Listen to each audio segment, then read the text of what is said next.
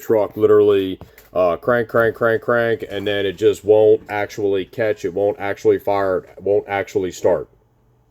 Nothing, and that was after I just had it running. Gotcha. All right, so when you use the forescan, are you with the truck right now or no?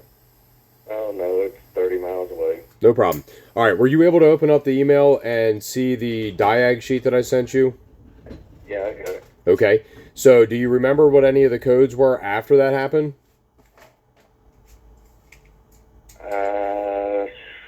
Well, yeah, I think I do. One of them, I don't remember the number, but it said something about the FICOM incompatible or unreprogrammed, or Yeah, FICOM. I know exactly what the code is. It's a FICM incompatibility with the software. That's not Yeah, really a true issue that you need to worry about. All that means is right. that nobody did what's called a PMI, a programmable module installation on that FICM and actually attached it to the truck itself. However, that will not cause a crank no start, and it will also not cause the truck to do like what you're experiencing. Like the truck won't start and then not start afterwards because of that code. You would be Okay. looking for another code. Did you have any other codes on the truck? Shoot, I can't remember, and I meant to take a picture of my laptop screen when I did it, and I forgot it. I was so pissed off. Okay, no problem. Now, here's the next thing. Remember when you did your 7.3 diag with me and I sent you over the sheet for that? Yes. Do you remember pulling what's called ICP, injection control pressure? No. Okay. Well, that's going to be something that you're going to want to pull on this excursion. What? It is an excursion, right? That's what you said? Yeah. Okay. Yeah. So the majority of excursions are all equipped with O3 to O4 style high pressure pumps. Even the O5s, I would say that it's like a 50-50 toss up where they either got the O3 O4 style aluminum, football pump, or it actually got the bigger cast style pump that the O5, O6, O7 6 liters got. What Okay. year is your excursion? '03, early '03. Okay. Well, I probably should have asked that before I even said all that other information. So you definitely should have the ICP located underneath of the turbo. So here's the thing.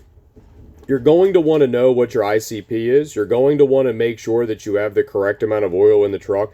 These are all going to be things that you're going to fill out on the diag sheet in order for me to be able to help you.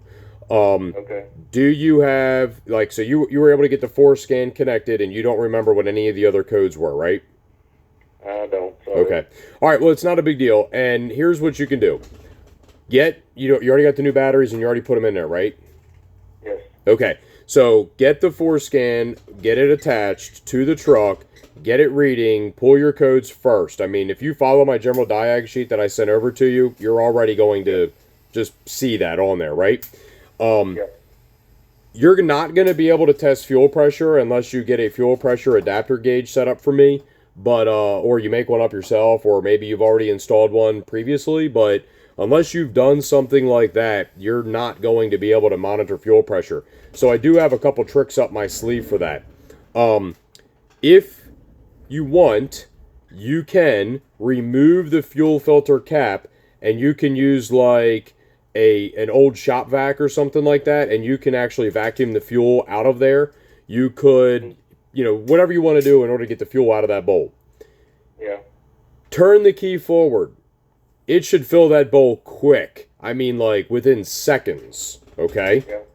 So that is a very, like, you know, easy way to kind of see if the fuel pump is kicking on or not and like actually pushing fuel. That's going to be something that you can do without a gauge, but technically speaking, you can never replace a gauge and you can never replace like actually doing a volume fuel Gotcha. flow test. Okay? I got you. So we've also got a vacuum gauge that we could sell you, and it would go in the line before your fuel pump, and that would identify if you've actually got an issue from your fuel pump back. On the excursions, the umbrellas like to fall off, they like to break apart, they like to clog the pickup tube. Very similar to the old body style that you have that, you got the whatever fuel system, whatever, probably from me. Um, so basically, if that umbrella, clogs the pickup, it could be something to do with the fuel. So I was basically going over that stuff with you because that's not going to be something you can look at with the forescan. And I'm just Right. trying to give you a way to overcome, that issue that you're going to run into this weekend or whenever it is you go over there to work on that truck. Okay. So, do you have any other questions for me right now, or did I just give you everything that you kind of need to get going? Well, you covered it well, but like I can't figure out why it would have started and ran halfway decent. I mean, it took fuel. I mean, I could push the pedal, it would rev up a little bit. I didn't want to overdo it, but could the fact that it ran a few minutes and warmed up triggered anything in that Vicum or whatever? So, I would. The thing is, it's going to get back to the guy that put the Vicum in it eventually. I would like to know sort of what's going on before I even send it over there. No problem.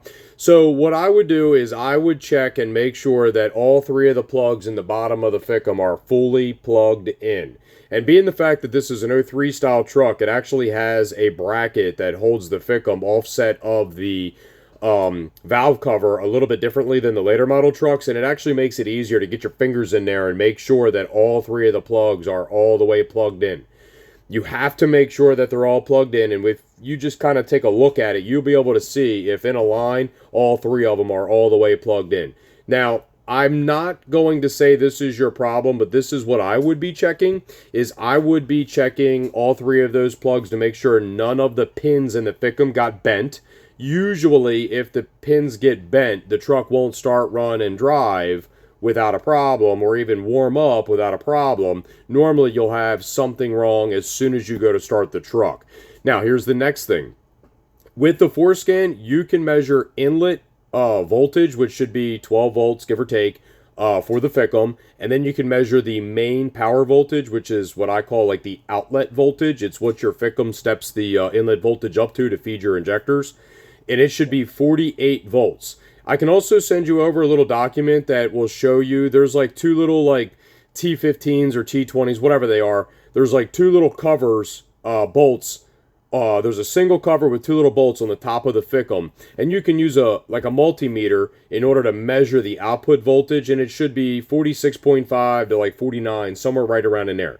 Anything less than that's usually not good, but trucks will usually start, run, and drive until that drops into like the 30 volt range, okay?